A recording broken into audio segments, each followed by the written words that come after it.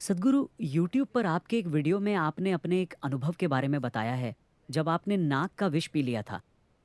और आपने कहा कि उस समय आपका एक हिस्सा नींद महसूस कर रहा था, जबकि दूसरा हिस्सा महसूस कर रहा था कि आपके अंदर तेज चमक आ गई है। तो चरस या गांजे जैसे दूसरे कुदरती नशीले पदार्थों के इस्तेमाल के बारे में आपकी क्या राय है? क्योंकि इसके पर्याप्त सबूत मौजूद हैं कि गांजे के सेवन से कई मेडिकल फायदे हैं। मेडिकल फायदे बीमार लोगों के लिए हैं, है ना?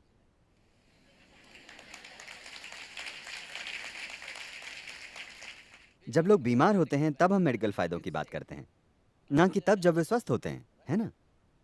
तो आ, मुझे खुशी है कि आपने थोड़ी रिसर्च की है उस नाक के विष वाली चीज पर। हम रोजाना नाक का विष नहीं पीते। कई बार हम रोजाना पारे का सेवन करते हैं, मगर वो नशे के लिए नहीं है। ना ही हमें नशे के लिए नाक के विष की जरूरत होती है। मेरी आंखों में देखिए, ये हमेशा नशे में चूर होती हैं। Really, don't put your head down. Just look at me and see. अपना सिर नीचे मत कीजिए, मेरी ओर देखिए। मैं हमेशा नशे में होता हूँ। मैंने मैंने कभी कोई नशीला पदार्थ छुआ भी नहीं। मगर क्या ये सच है कि ये इंसानी सिस्टम दुनिया की सबसे जटिल केमिकल फैक्ट्री है? हेलो? तो अगर आप इसे अच्छी तरीके से मैनेज करना जानते हैं तो आप जो चाहे इसे पैदा कर सकते हैं। खैर, एक इजरायली वैज्ञानिक था, आपने उसके बारे में सुना होगा क्योंकि आपने इस पहलू पर काफ़ी रिसर्च की है। वो गांजे और न्यूरोलॉजिकल प्रणाली पर उसके असर के बारे में रिसर्च कर रहा था। उसने अमेरिका में अपना शोध शुरू किया। उसके लिए उसे हर साल करीब 15 किलो गांजा मिल रहा था। करीब 12-13 साल तक उसे यह मिला। उसने कोई नतीजा नहीं निकाला। 1980s के दशक में जब अमेरिकी ड्रग एजेंसियां, वे एजेंसियां जो ड्रग की तस्करी और ऐसी चीज़ों के खिलाफ काम कर रही थीं, उन्होंने सप्लाई करने वालों को नहीं बल्कि बाजार को निशाना बनाने की सोची। तो पुलिस गली गली में कार्यवाही कर रही थी।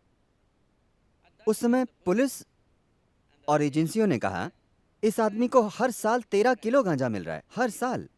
हमें इसकी तरफ से कोई पेपर भी नहीं मिला है, इसे बंद कीजिए। उन्होंने सप्लाई बंद कर दी। फिर वो इजराइल चला गया और दिखाया कि उसने अब तक क्या किया है, और वहां उसे उसकी मनचाही मात्रा में गांजा दिया गया। लगभग 4.5 सालों में उसने निष्कर्ष निकाला। उसने कहा, हमारे दिमाग के अंदर गांजे के लाखों ग्राहक बिंदु हैं, मगर क्यों? तो उसने ये सूचना अलग अलग वैज्ञानिक क्षेत्रों तक पहुंचाई, ये पता करने के लिए कि इंसानी दिमाग में लाखों गांजे के ग्राहक बिंदु क्यों हैं। स्वाभाविक रूप से मानव वैज्ञानिकों ने कहा, शायद किसी समय सारी मानव जाति धूम्रपान करती थी। मगर यह संभव नहीं है क्योंकि दुनिया के कई हिस्सों में यह पैदा नहीं होता, मगर वहां भी दिमाग वैसा ही है। कई चीजें होने के बाद दुनिया भर में इस बारे में कई मजेदार चीजें हुई। फिर न्यूरोलॉजिस्ट ने बताया कि दिमाग आपसे शरीर के भीतर ही ऐसे केमिकल्स पैदा करने की उम्मीद करता है। वो आपसे धूम्रपान की उम्मीद नहीं करता। ये आपसे वो पैदा करने की उम्मीद करता है ताकि आप हर समय अपने मूड को संतुलित रख सकें। मगर ज्यादातर इंसान निकम्मी केमिकल फैक्ट्री बन गए हैं, या वे बस एक शानदार फैक्ट्री को मैनेज करने वाले घटिया सीईओ बन गए हैं। तो उन्होंने बाहर से नशा लेना शुरू कर दिया है। ये कोई नैतिक मुद्दा नहीं है, मेरे लिए ये कोई नैतिक मुद्दा नहीं है। मगर बात यह है कि इस बारे में ठोस अध्ययन है जिन्हें उन कार्यकर्ताओं द्वारा दबाया जा रहा है जो इसे आगे बढ़ाना चाहते हैं। ये दिखाने के लिए ठोस अध्ययन है कि आपकी निर्णय लेने की क्षमता, आपके दिमाग के कुछ खास आयाम, खासकर निर्णय लेने की क्षमता काफी कम हो जाती है अगर आप 30 दिन तक गांजे का सेवन करते हैं। अगर ऐसा 4 से 5 साल तक चलता है, आपकी निर्णय लेने की क्षमता साफ तौर पर प्रभावित होती है। With that kind of mind, with that kind of a इस brain, तरह के दिमाग के साथ अगर आप अदालत जाते हैं और मैं अपना जीवन आपके हाथों में सौंपता हूं, तो मैं नहीं चाहूंगा कि गांजा पीने वाला वकील मुझे मिले। मैं नहीं चाहूंगा कि गांजा पीने वाला सर्जन मेरा ऑपरेशन करे। अगर वो बस गली के कोने में गांजा पी रहा है और किसी को कुछ नहीं कर रहा है, तो वो उसकी समस्या है। मगर मैं निश्चित रूप से नहीं चाहूंगा कि मेरा सर्जन गांजे का सेवन करके मेरी सर्जरी करे। हाँ या नहीं? क्या आप चाहते हैं? ना ही मैं ऐसे ड्राइवर चाहता हूं, क्योंकि मैं एक खास गति पर गाड़ी चलाता हूं।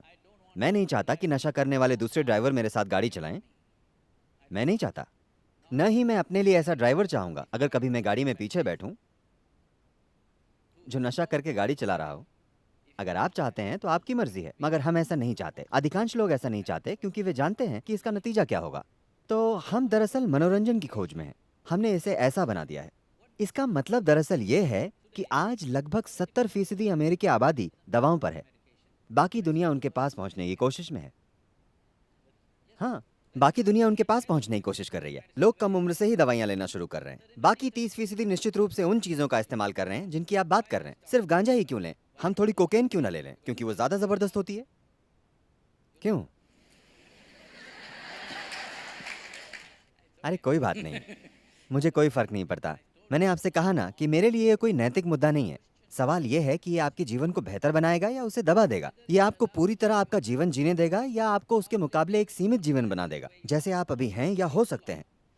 Nothing less than what you can do must happen in this life. आप जो कर सकते हैं उससे कम कुछ भी इस जीवन में नहीं होना चाहिए, चाहे वजह कुछ भी हो, आपके नजरिए या तनाव या ड्रग या किसी भी वजह से। आप जितना हो सकते हैं उससे कमतर इंसान आपको नहीं होना चाहिए।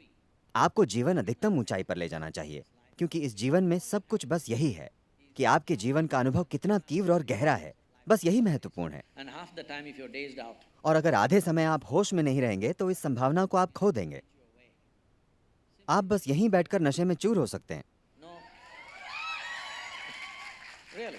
वाकई, सिर्फ मैं ऐसा नहीं हूँ, मैं कई लोगों के साथ ऐसा करता हूँ। हजारों लोग सिर्फ यहाँ बैठकर परमानंद में होते हैं। मैं रोज सुबह आपको लाखों लोग दिखा सकता हूँ जो अपनी आंखें बंद करते हैं तो उनकी आंखों में परमानंद के आंसू बहते हैं। Dripping. क्योंकि एक तरीका है इस शरीर को सक्रिय करने का, क्योंकि इस धरती पर इससे जटिल केमिस्ट्री नहीं है। हाँ या नहीं? क्या आप मुझसे सहमत हैं?